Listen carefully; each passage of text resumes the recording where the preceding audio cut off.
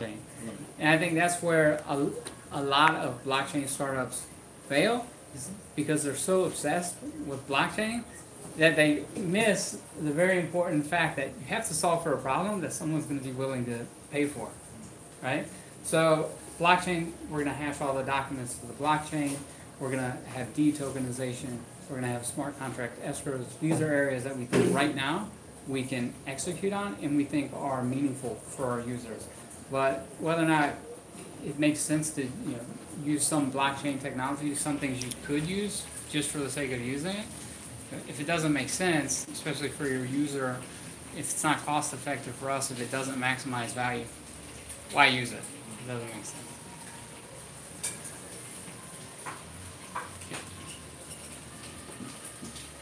Archaic nature of the Yeah.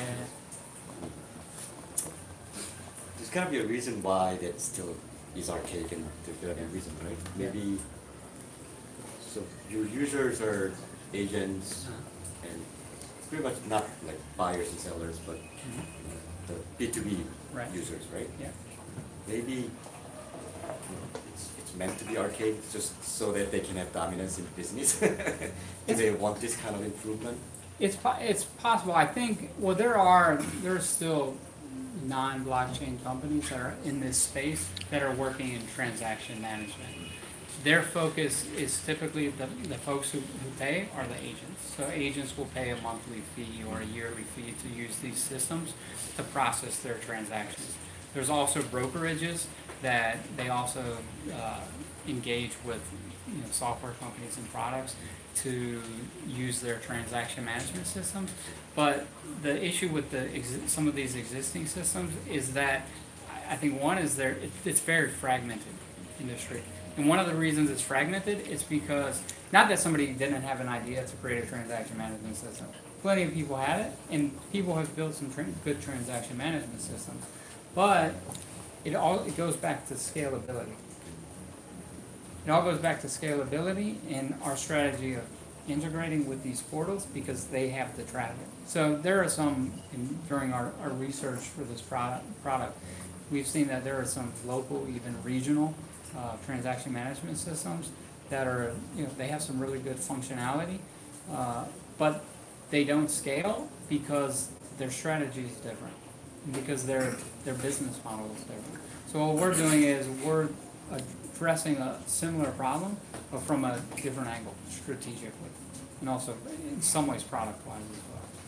Sorry, so how does your scale, like blockchain problems always like scalingization? Right. What do you guys think that helps with scaling? So by integrating, you guys have miners too? Not yet. Yeah. You will. So it's maybe.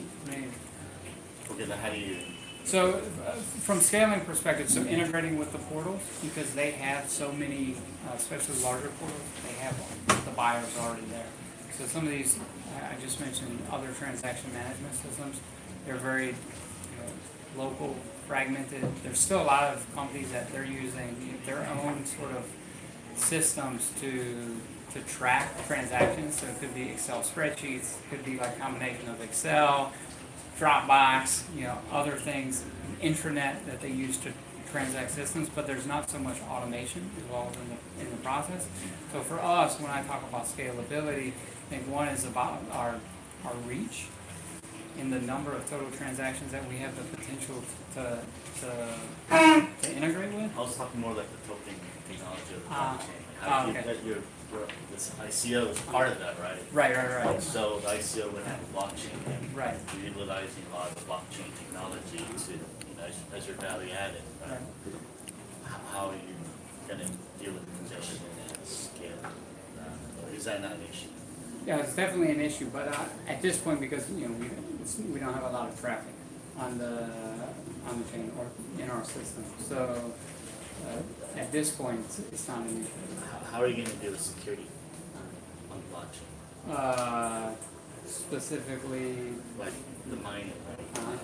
And the miners to make sure that there's security, that the ledger is correct, and there's no, it's not infiltrated. The ledger, because the ledger that you have, especially in real estate, will be more important than I guess than anything else, right? It's property ownership. So Right. So nothing is. So this is again one of the what the guys talked about before for detokenization. So the implementation of blockchain here, so it's like for your deeds or something like that. So the most important documents that the government What about like, I presume you're gonna put transaction records there too, right? Uh-huh. Transaction records are very important too, right? So money sent, money gone, right? Who are, So to be clear here, in the initial part of our product development, we're not allowing actual payment of the. sorry, what are you putting on the blockchain? So we're hashing the documents. So all the documents that are involved in a transaction, all those will be hashed with the blockchain, and then we'll also be able to create a token for the deed of the property that the individuals are transacting. Because there's like, when I bought a home years ago, it's like there's hundreds of documents, right? Right. Yeah. Each document is critical for the complete transaction. For the to go. complete transaction. So going back to my question, how do you ensure security? Yeah. I think Sam's question is, so the main reason miners exist, it's just another fancy name for like a validator, right? So I think Sam's asking, is it like if you don't have mining, how do you make sure, like who validates the chain? Right. Right. I can connect you with our technical guys. I'm not a technical guy, but I can definitely put you in touch. I'm not a technical guy either. It just that seems to be the most important thing because if you, I'm just trying to Right. construct the questions, right? Absolutely.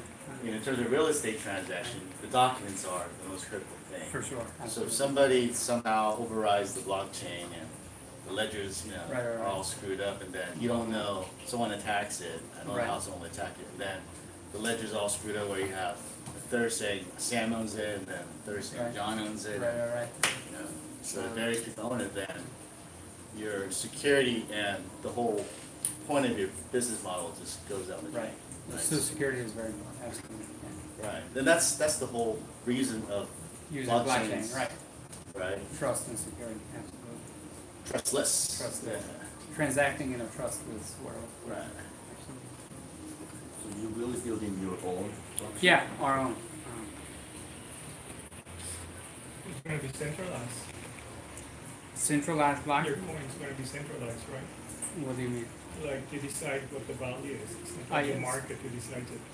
Well, we'll have, so when the agents buy our tokens, we're going to burn those tokens that they buy. But what would drive the price up? I don't see what would drive the price up. If you invest in your ICO and hopeful your money will double or triple, but your utility is so limited. Well, how is that? It's so limited just for the people who would buy the property. It's not like the other coins, they're so useful. So a lot of possible use of the coin, so the price of the coin goes up. But in your case, it's so specific.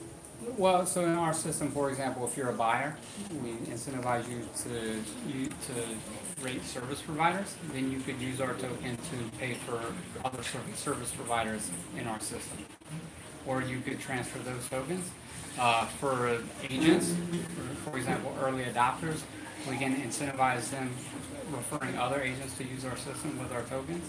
So there's lots of opportunities in the future inside the ecosystem to encourage usage of the token, and also usage stimulates the demand. Well, so from what I understood, and correct me if I'm wrong, so I think regarding the tokens, so what I really liked about the presentation and Cprop is that it seems a bit more realistic because you're making something that exists better, right? And your tokens are kind of, at least from what I think, is that it's not just for like buying and selling. It's for like if you're actually gonna buy a house, then you can use our tokens to make that process easier somewhat. So I think regarding the point of maybe token price, it might be a bit irrelevant in your case, I think. So Well, he's going to buy our token. He's concerned about the price because he definitely Right. wants I it to think go up. any investor in an ICO, Yeah, that's the wants only reason they're gonna buy it. buy it is because they want the price to go up. I would say that, so for example, we talked earlier about localization. So one way that you could use the token to incentivize people to, you talk about standardized document templates, talk about the requirements around jurisdictions, you can incentivize people with tokens to populate the system with documents that are required in different jurisdictions. How, you were saying, like, I guess you could buy a home with their tokens? Is that something that you can do? No. Just pay what for the tokens? Pay the